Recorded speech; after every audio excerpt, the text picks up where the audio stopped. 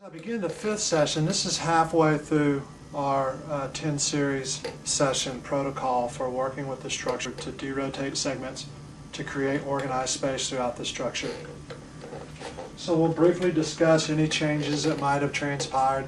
We do that with each and every session, but I'd like to give it more attention at the halfway point, make some notes of that, and then we begin. The fifth session will be similar to the first session, except more core structures will be integrated into the work, into the differentiation process. But again, we'll work to normalize the pelvis. And the reason we are continuously working to normalize these structures is that it takes the course of 10 sessions or somewhere between 11 and 12 hours worth of work to really get these structures to adhere to the change. It doesn't happen in one session, or we would address everything with one session. And it doesn't always necessarily happen in 10, but that's where we start.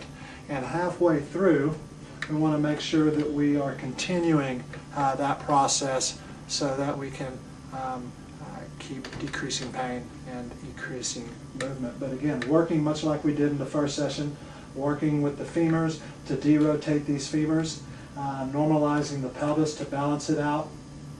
Again, working all the way up the spine to do more detailed work, derotating these segments from the front to back, left and right, top to bottom.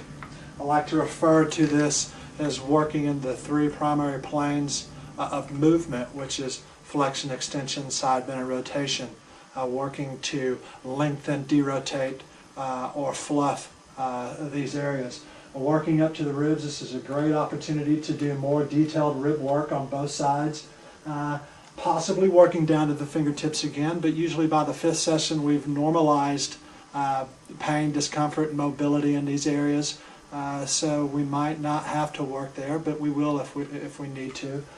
Giving more attention though to the shoulder girdle, working with structures that keep those scapulas in place. Rhomboids obviously are going to get some work. The serratus tissues and structures are going to get some work.